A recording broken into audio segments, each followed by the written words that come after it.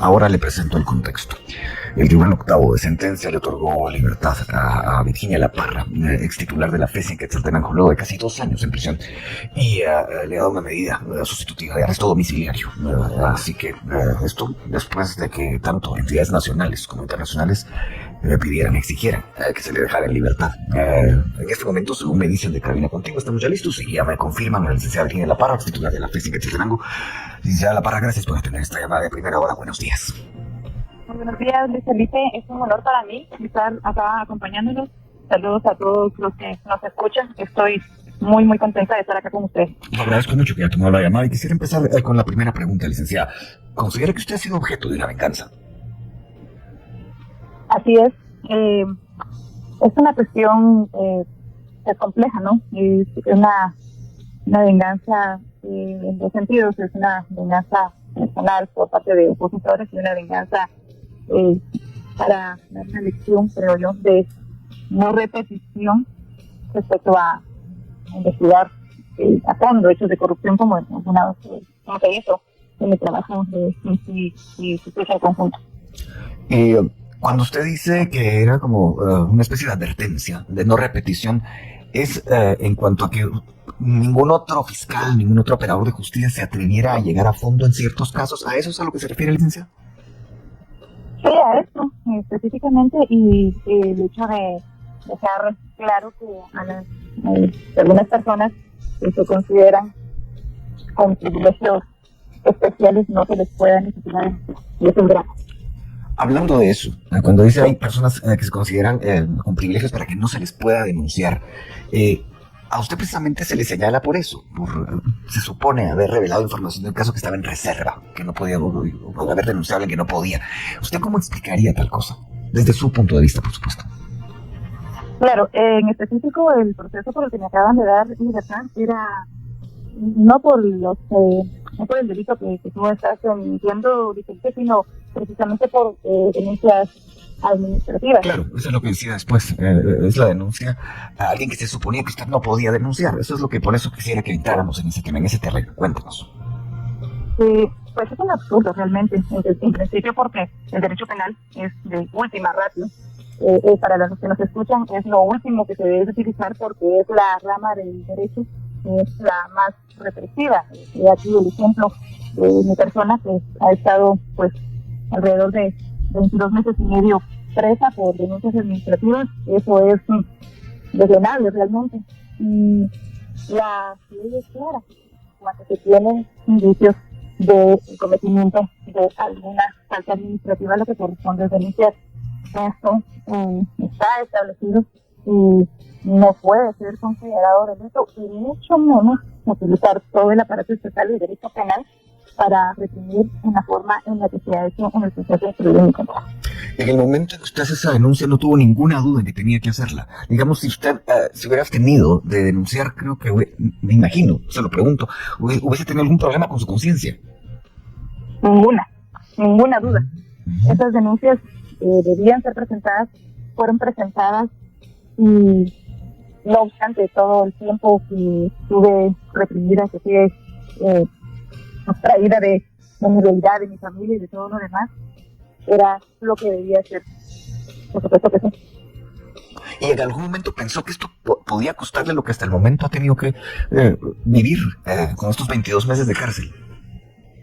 De ninguna manera, esto es un absurdo total. Es impensable que después de realizar una acción que es un derecho y una obligación como ciudadana, como funcionaria pública, se procesen por eso.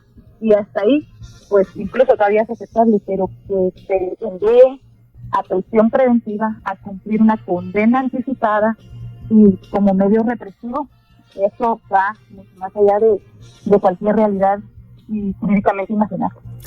Situémonos no 22 meses atrás, sino que 23 meses atrás, es decir, digamos un mes antes de su detención. ¿Usted vio venir eso? ¿Usted percibió que podía tal cosa ocurrir tomando en cuenta cómo iba girando la justicia en aquel tiempo? De hecho, mucho tiempo antes, Luis Felipe. Esto empezó en el año 2018 que se presentaron las denuncias. Entonces, pues estos actores empezaron con diversos ataques, diversos mensajes en redes sociales, que una orden de prisión, que un procesamiento.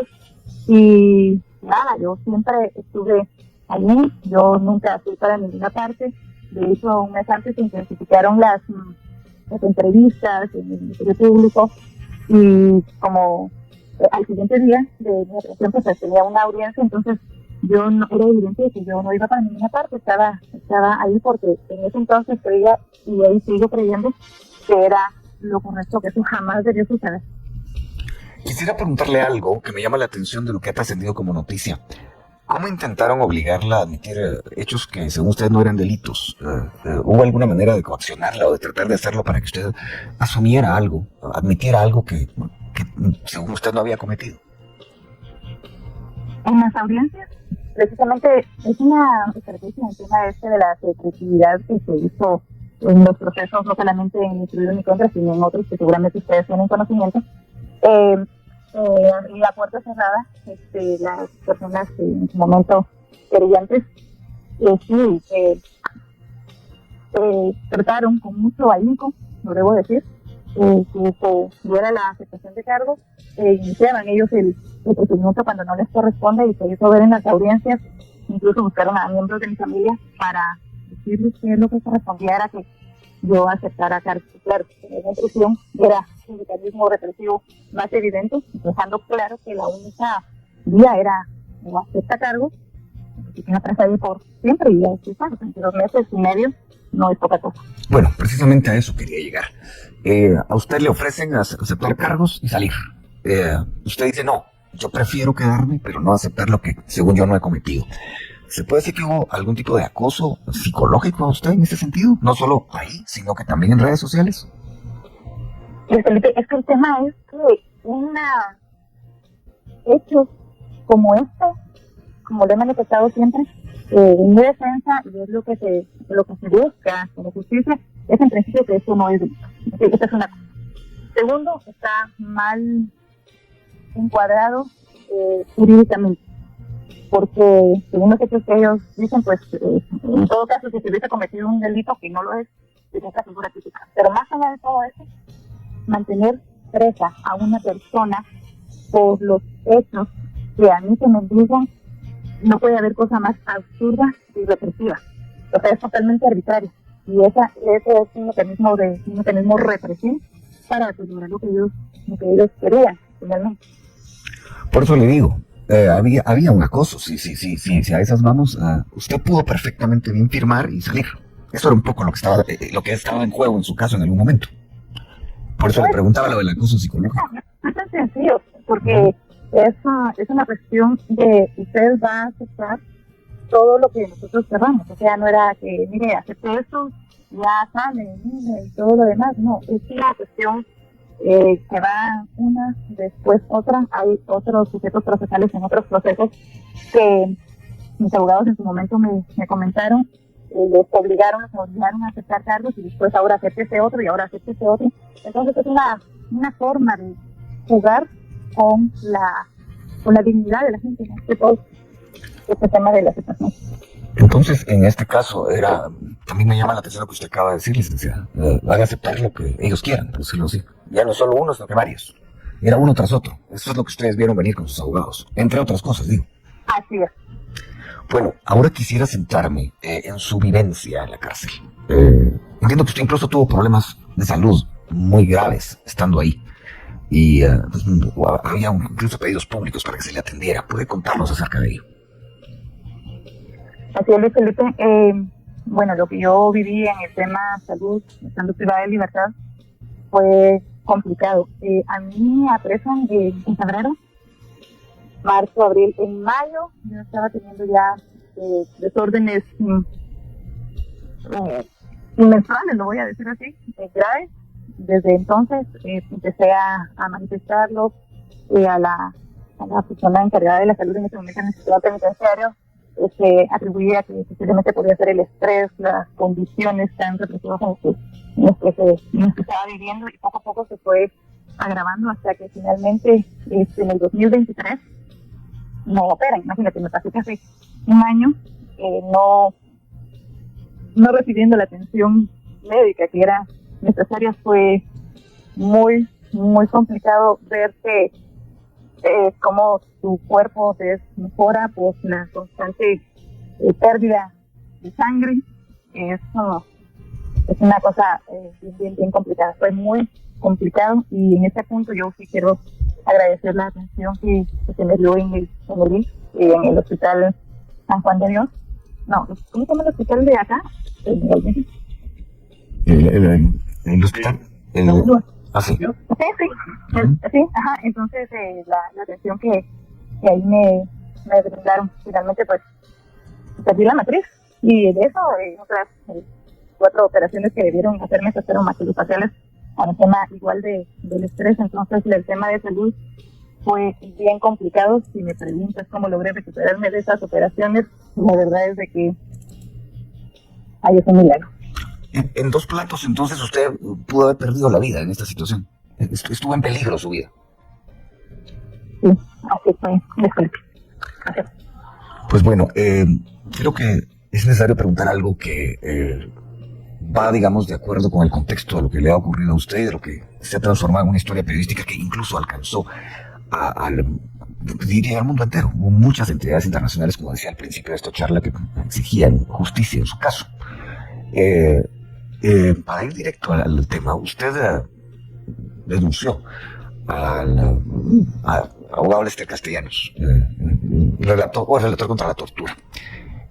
¿Cómo ve usted, por ejemplo, el hecho de que él haya sido incluido en la lista Engel?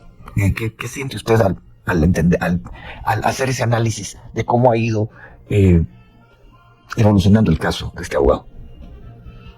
Bueno, yo creo que no tengo ningún sentimiento al respecto. El haber sido incluido en la lista Engel fue un análisis que se hizo por parte de las autoridades que en su momento lo incluyeron en esa lista de personajes corruptos, conocidos como corruptos nacional y ahora internacionalmente. Entonces, pues lo que yo tengo que decir es que, sin duda alguna, con sus acciones, pues, meritó esa designación, y es así. Se hizo el análisis correspondiente de sus acciones, y la concatenación de sus acciones, pues, lo llevaron a eso. Yo no tengo ningún sentimiento ni nada por el estilo respecto a eso. Él con sus acciones lo consiguió y pues lo logró. Vamos a varios temas, licenciada. Hay uno que siempre surgió, digamos, como una historia paralela a la suya. Y sobre todo al principio, muchos decían, bueno, en realidad en Guatemala hay que tomar mucha conciencia sobre la prisión preventiva, y se señalaba a la extinta CICIG de haber sido la propiciadora de que esta prisión se convirtiera en una condena anticipada. ¿Qué diría usted al respecto? Eso de ninguna manera es así, por varias razones. ¿Qué puede añadir al respecto? Cuéntenos. ¿Te manda? Quisiera que añadiera un poco más al respecto. Cuando usted eso no es así, claro. Por varios aspectos. Cuéntenos. Para empezar, sí, tenía una participación dentro del proceso penal, como querían decir.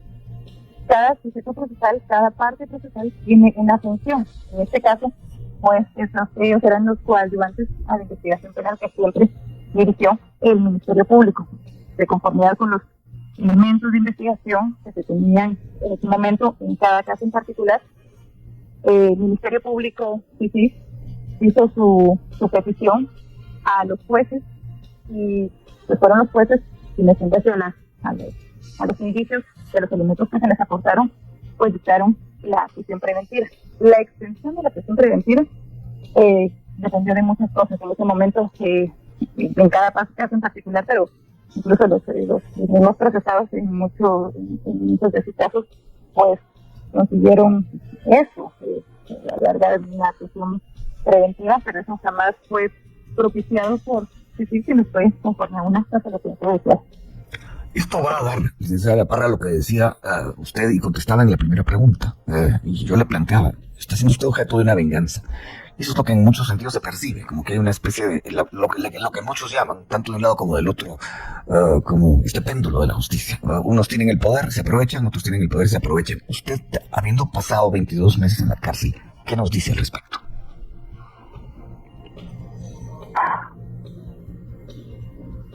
Mire, la verdad es de que no podemos supervisar las acciones de un Estado de Derecho, de un sistema de justicia a intereses personales como se ha hecho en los procesos instruidos en mi contra.